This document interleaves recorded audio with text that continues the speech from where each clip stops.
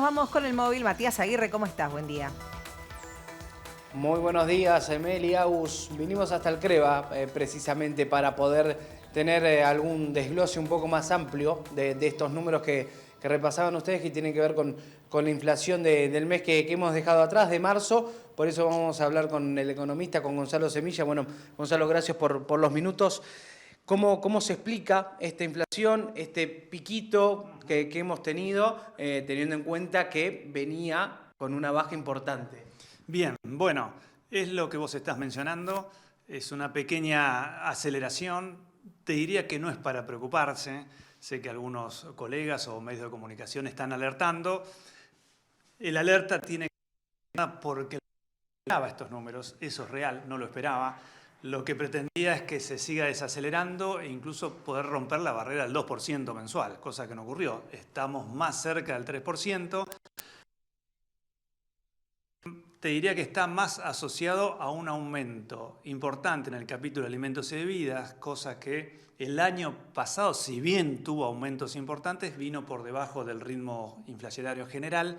En esta ocasión lo superó, 4,2%, asociado fuertemente a aumentos en la carne y en las verduras. Estamos hablando de carnes promedio, de todo lo que tomamos, de todos los cortes que tomamos en los lugares que nosotros relevamos, del orden del 6%, pero cuando uno ve algún corte en particular estamos hablando de valores y porcentajes mucho más altos. Y lo que es verduras estamos refiriéndonos a un 15% mensual, posiblemente asociado a las grandes tormentas que tuvo, digamos, no solo la ciudad y la región, sino también en otros lugares de la Argentina, que hizo que tengamos estos aumentos importantes. Por eso el capítulo presenta este 4,2%. La otra cuestión, que en salud también presenta un aumento del 3,7%, básicamente en prepagas, y en educación algo tradicional, por decirlo, en los meses de marzo, cuando comienzan las clases, del casi 14%. Hemos tenido otros años del 17%. Te diría que esos son los tres momentos más importantes, porque en transporte, que tiene gran peso en el índice, no tuvimos grandes aumentos. Sí lo vamos a tener a partir de este mes, porque el primer día hábil de abril ya aumentó la nafta y seguramente tengamos otros aumentos en los servicios. Así que ese es el rebote, es el 2,9 que nos da a nosotros, es el más alto de los últimos 4 meses. Entonces hay que estar atento, porque incluso podría impactar en lo que es la canasta básica alimentaria, porque alimentos creció 4,2%. Entonces vamos a ver un pequeño rebote ahí también. ¿Dónde entra? Mencionaste temas servicios, que se vienen aumentos o empiezan a regir este mes. ¿Y dónde entra el tema alquileres también en toda esta cuenta que hacemos y en cómo se vienen comportando los precios? Sí, alquiler está dentro del capítulo de viviendas. Lo mismo que los servicios, lo mismo, por ejemplo, que las garrafas. Por ejemplo, si en vivienda tuvimos 2,4%, en gran medida fue porque hubo aumentos en las garrafas, no en lo que es energía o gas, pero sí también hablamos de 2,5% de aumento en alquileres. Entonces, si hay, digamos, pequeños desajustes, podríamos encontrar en el día de mañana, cuando hablo del día de mañana me estoy refiriendo en el mes que está transcurriendo, algunos aumentos más importantes en vivienda, sobre todo porque ya está anunciado que va a haber un aumento en el gas del 2%, y eso va a impactar. Lo que vamos a tener que ver este mes es qué pasa con la carne, que pesa mucho en el capítulo de alimentos y bebidas, qué pasa con las verduras. Las frutas a nosotros nos dio el mes pasado negativo, hay que ver con esto de las situaciones, cambios climáticos, qué va a pasar en el mes que transcurre. Y por supuesto vamos a encontrar un capítulo de transporte y comunicaciones que nos dio 1,7, posiblemente un poco más alto por cuestiones de combustibles, ¿no? Esto quiere decir que probablemente el mes que viene otra vez tengamos algún piquito, que no sea fácil volver a ese 2,2, 2,3%. Quizás nos cueste un poco más. No te puedo dar en este momento, obviamente. No con exactitud, pero el panorama... Pero es eso, digamos, ¿qué debería pasar para encontrarnos un 2,9 o cercano a un 3 o un poquito por debajo del 3? Compensar las subas de los regulados, de los servicios, con algunos otros capítulos. Por eso digo, si la carne está quieto el precio, bueno, eso va a tener incidencia si sube lo que es transporte urbano, si sube los taxis, porque el tema del combustible, etcétera. Entonces, si se compensa, podemos mantenernos en el mismo lugar. El tema es que no sabemos, incluso tenemos un tipo de cambio que hoy está variando el 1% mensual, que lo venía haciendo al 2, hoy está haciendo el 1, y hay cierta presión como para que ocurra una devaluación, está atado a cuál va a ser el crédito, el monto que nos va a dar el fondo, si va a ser el 40% ahora, si se va a usar para contener la escalada del dólar o no, las brechas aumentaron, no es lo mismo el 5 o 6% que teníamos al 20%, no es grave, hemos tenido el 100% y mucho más. Entonces, ahí estamos transitando por un periodo de cierta turbulencia, no grave, pero hay que prestar atención. Ya que mencionaste y por ahí abriste un poco el plano a lo nacional y casi internacional, se conocieron ciertas medidas de Estados Unidos, en general, no para Argentina, pero que impactan. ¿Impactan realmente en la economía diaria estas nuevas medidas que ha tomado el presidente Trump? A ver, cuando uno habla de diaria, deberíamos desglosar. ¿Diaria es para los ciudadanos de a pie? No.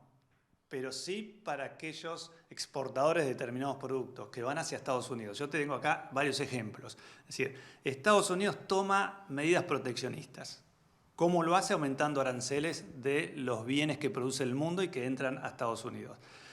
Y aplica distintos tipos de aranceles. El que más está aumentando hoy es los productos que fabrica China.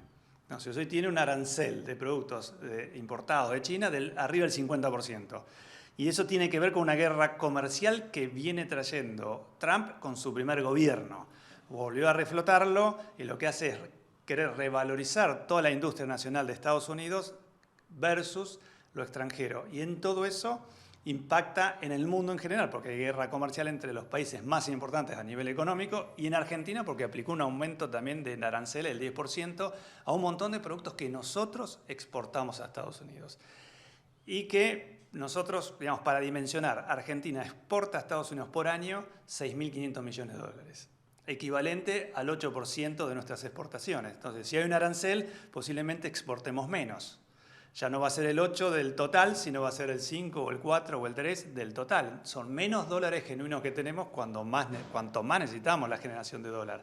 Reserva genuina es a través de las exportaciones. Entonces, por ejemplo, aceite crudo de petróleo, nosotros exportamos casi 2.000 millones. Y son el 40% de nuestras exportaciones van a Estados Unidos. Un caso emblemático. El té negro, por decirlo, no tiene mucha incidencia en nuestras exportaciones, pero el 88% de nuestras exportaciones van a Estados Unidos. Si hay un arancel, va a desaparecer. Por eso hay alertas de los sectores que producen mercadería que va a Estados Unidos, están alertando porque se estaría cayendo. Argentina debería sustituir ese destino por otro. Bueno, no es tan inmediato. Agustín, Melissa, estamos charlando con Gonzalo Semilla del CREVA. Los escucha por si quieren hacerle alguna consulta. Sí, Gonzalo, ¿qué tal? Buenos días. Recién mencionabas la repercusión que puede tener en Argentina, pero más allá de lo concreto de nuestros bolsillos, esta decisión de Trump, ¿cómo afecta al comercio internacional? ¿Pueden cambiar las reglas de juego a partir de ahora? A ver, lo afecta sin lugar a dudas porque Estados Unidos es líder y muy cerquita o casi comparte, o en segundo lugar está China a nivel de generación de comercio internacional, con lo cual una medida de este estilo ya está generando. Es decir, Estados Unidos, ¿qué dice? Vamos a aplicar aranceles con aquellos países en los cuales nosotros tenemos un saldo comercial negativo, deficitario. Si yo compro más a China lo que China me compra a mí, le aplico un arancel y nivelo de alguna forma. Y lo está haciendo con todos los países. Pero también hay un mensaje adicional. Ahí está esta guerra comercial con China, claramente está establecida hace más de 5 o 6 años.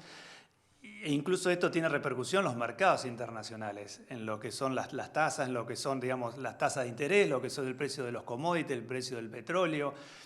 Digamos, estas medidas que toma Estados Unidos, como aumentar o bajar la tasa de la Reserva Federal, lo que hace es impactar en el mundo, incluso los capitales que van a invertir en distintos países, con esto se mueven. Digamos, van a pensar dónde ir y justamente países de América Latina somos los más perjudicados. Además ya se está viendo que digamos, el poder que tiene el dólar con respecto al euro u otras monedas internacionales lo está perdiendo con esta cuestión. La otra es que aquellos productos que Estados Unidos importe con un arancel más alto implica que al consumidor norteamericano le sale más caro acceder a un producto internacional, con lo cual ya se está hablando de cierta inflación en Estados Unidos y quizás hasta a un potencial parate de la economía. Entonces ya, si eso ocurre, están pensando qué van a hacer la Reserva Federal con sus tasas. Si las tasas las suben o las bajan, si hay inflación, las van, digamos, a subir mucho más. Si suben las tasas, bueno, los capitales se mueven en el mundo y nosotros con nuestras debilidades vamos a estar impactados.